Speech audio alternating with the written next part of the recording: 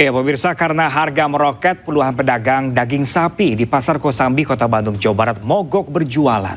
Kondisi ini membuat para pembeli kebingungan.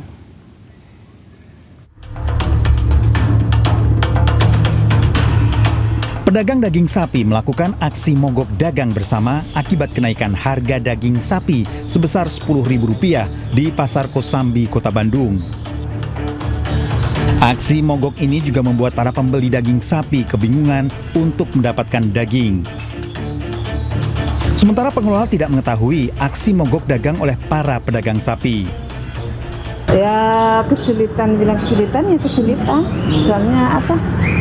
Kalau lagi gini mahal juga nggak apa-apa kalau ada gitu. Kalau daging sapi. Untuk saat ini berarti kesulitan ya Bu untuk cari daging sapi. Iya.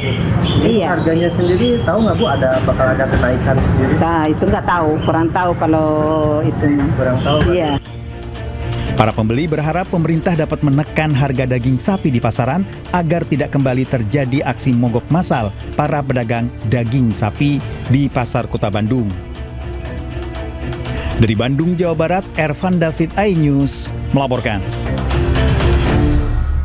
Satu pekan jelang Idul Adha, harga cabai hingga sayuran di Banjarnegara, Jawa Tengah mengalami kenaikan. Imbasnya, omset pedagang menurun karena sepi dari pembeli.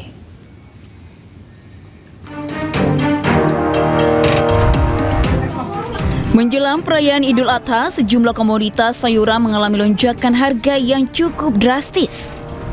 Di Pasar Kota Banjarnegara, Jawa Tengah, cabai merah semula Rp30.000 kini tembus Rp50.000 per kilogram. Cabai rawit merah melonjak dari Rp60.000 menjadi Rp80.000 per kilogram. Tidak ketinggalan, cabai hijau juga naik menjadi Rp50.000 per kilogram. Sejumlah pedagang pun mengeluh omset berkurang karena sepi pembeli. Ya, yang biasa beli 1 kilo jadi 1/4, kadang setengah gitu. Ya, harapannya sih semoga stabil aja, nggak usah naik-naik lagi. Kenaikan mungkin karena produksi kurang Pak ya Mas.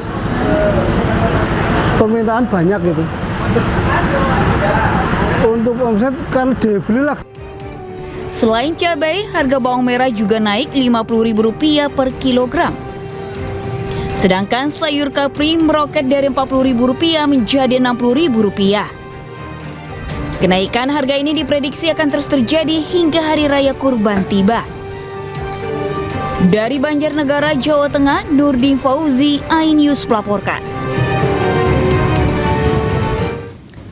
Kita ke informasi lainnya pemirsa, Stasiun Cikini kini hadir dengan fasilitas platform lift untuk mempermudah akses penumpang disabilitas, khususnya pengguna kursi roda, lansia dan ibu hamil.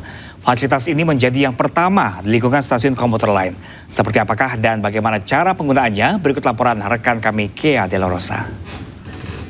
Ya pemirsa, demi meningkatkan pelayanan disabilitas, PT KAI Komuter telah menyediakan platform lift yang berguna untuk akses bagi penyandang disabilitas, khususnya menggunakan kursi roda, lalu juga untuk ibu hamil dan juga lansia. Di mana penggunaan platform lift ini tentunya dengan bantuan dari petugas yang berjaga di Stasiun Cikini.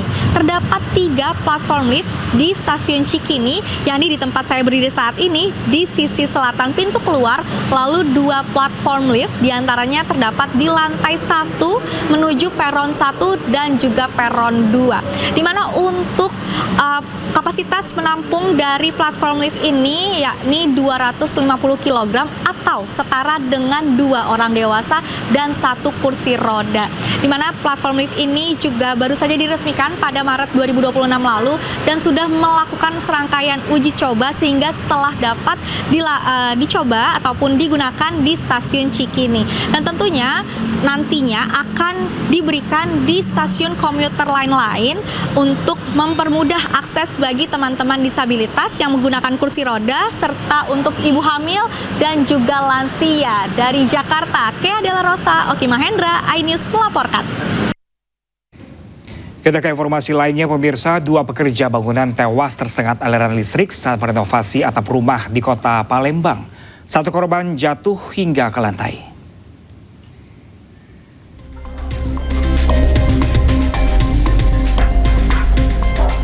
Dua pekerja bangunan yang merenovasi atap rumah di Jalan Kapten Anwar Sastro Ilir Timur 1 Palembang tersengat aliran listrik. Keduanya tewas, satu terjatuh ke lantai dan satu terkapar di atas atap rumah. Keluarga menangis saat mengetahui kondisi kedua korban. Polisi melakukan olah tempat kejadian perkara, memeriksa dan mengambil keterangan saksi serta barang bukti yang digunakan bekerja. Terdapat bahwa ada sebuah kecelakaan kerja. Untuk dugaan sementara tadi terjadi korsleting listrik. Ada berapa korban? Untuk korbannya terdiri dari 2 orang, sudah kami evakuasi ke Rumah Sakit Bayangkara. Jasad kedua korban dievakuasi ke Rumah Sakit Bayangkara, Palembang. Dari Palembang, Sumatera Selatan, Guntur iNews melaporkan. Menolak untuk merujuk, seorang wanita di Temanggung, Jawa Tengah tewas dianiaya suaminya. Pelaku yang merasa sakit hati juga melukai ibu mertuanya.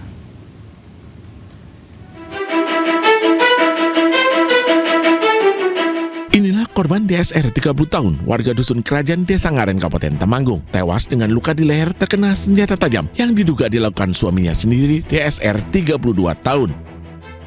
Awalnya, menurut Faza Ahmad Dhani, adik korban, dia mendengar cerita minta tolong ibunya, Barokah, dan mendapati kakaknya tergeletak bersimbah darah di ruang tamu rumahnya. Dia sempat mengejar pelaku yang kabur menggunakan motor. Diduga pelaku sakit hati karena permintaan rujuknya ditolak oleh korban dan langsung menyerang menggunakan senjata tajam. Dugaan motif sementara ini masih penyelidikan, tetapi informasi awal kami dapatkan itu diduga karena tidak mau rujuk. Sudah dikonfirmasi dari tim medis awal ketika mendatangi TKP, korban sudah meninggal dunia dengan luka di leher bagian belakang. Saat ini polisi mengejar pelaku, sementara jenazah korban dilakukan otopsi di RSUD Temanggung. Dari Temanggung, Jawa Tengah, Didi Dono Hartono, iNews melaporkan. Sementara itu, pemirsa, pasangan suami istri di Bekasi nekat mencuri barang belanjaan milik pengunjung toko yang ada di sepeda motor yang terparkir. Ironisnya, saat beraksi, pasutri ini membawa 2 anaknya yang masih kecil.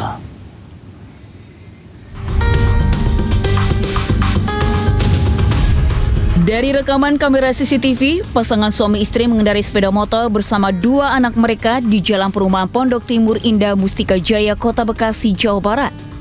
Mereka melintas di jalan tersebut dan kembali saat melihat ada barang milik pengunjung toko kelontong di sepeda motor yang terparkir. Tidak berselang lama, sang istri menggendong anak turun dan memantau situasi. Sedangkan sang suami bersama anak dibonceng di depan mengambil barang belanjaan korban. Pasutri langsung kabur ke arah Jalan Jatimulya, Kabupaten Bekasi. Katanya barang-barang belanjaan dari pasar kayak ayam, daging, bumbu-bumbu lah banyak. Bumbu-bumbu. Ya. Boncengan suami istri bawa anak. Bawa anak 2. Ya. Kayak sempat lewat dulu katanya ya? Iya sempat lewat dulu, dia nengok ada barang, dia putar balik.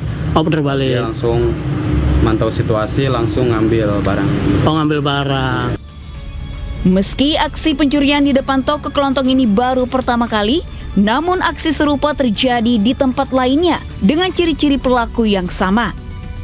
Agar kejadian tersebut tidak terulang kembali dan memberikan efek jera kepada pelaku, warga akhirnya memviralkan video rekaman kamera CCTV tersebut ke media sosial.